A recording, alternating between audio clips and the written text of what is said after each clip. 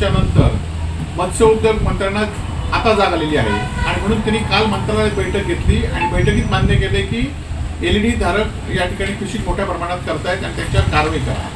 खरं तर गेले 2 वर्ष आपण मत्स्य मंत्री आहात, इथले स्थानिक आमदार या मतदारसंघात नेतृत्व करतात, खासदार नेतृत्व करतात. खरं 2 वर्षामध्ये आपण या मच्छीमारांचा कधी विचार केला नाही, परंतु शिवसेनेच्या शुक्रवारी होणाऱ्या मोर्चानंतर आपल्याला जाग आली आणि आपण त्याच्यावर कारवाई करा म्हणून सांगताय. परंतु आम्ही 10 तारीखला मोर्चामध्ये सिंधुदुर्ग जिल्ह्यातल्या जास्तीत जास्त मच्छीमारांनी सहभागी व्हा. आम्ही या विरोधात आवाज उठवल्यानंतर लोकांमध्ये सुद्धा जागृती निर्माण झालेली आहे. आज जर आम्ही हा मोर्चा मोठ्या प्रमाणात यशस्वी केला पाहिजे आणि मच्छीमारांनी आपली ताकद पुन्हा एकदा दाखवून दिली पाहिजे. कारण येणाऱ्या काळामध्ये जर आपण याच्याविरुद्ध LED लाईट विरुद्ध आवाज नाही उठवला, त्याविरुद्ध आंदोलन नाही केली, तर येणाऱ्या काळामध्ये मच्छीची बंदरं आहेत छोटी छोटी, ही बंदरं ओस पडतील.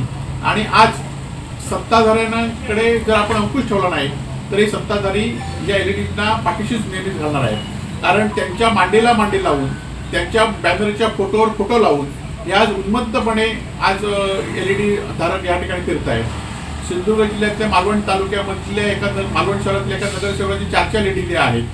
देवगडमध्ये एक नगरसेवक सगळ्या LED धारकांना कसं डिझेल पुरवठा करता येईल, कसं त्यांना बंदरावर होईल असं या ठिकाणी करतायत. आणि त्यामुळे हे सत्ताधाऱ्यांचे असलेले नगरसेवकांचे लागेबंद आणि हीच LEDच्या पकडण्यासाठी खरी तर मोठी अडचण ठरते.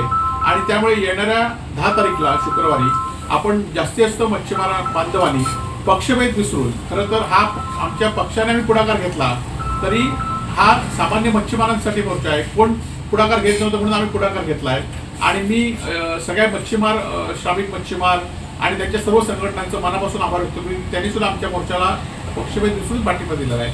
आणि त्यामुळे हा मोर्चा आपण यशस्वी करून महाराष्ट्रामध्ये LED धारकांच्या वर कारवाई तीव्र झाली पाहिजे यासाठी. त्याचबरोबर डिझेल जे आज 40 रुपयापेक्षा जास्त 13 दिवसात वाढलेलं आहे आणि या डिझेलमुळे आता मच्छीमारी करणं ट्रॉलरधारकांना कठीण झालेलं आहे.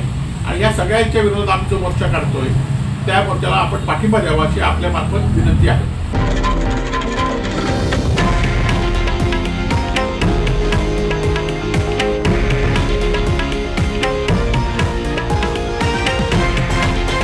हे आहे देशातील नंबर 1 न्यूज नेटवर्क आणि आपण पाहत आहात TV9 मराठी, एकमेव.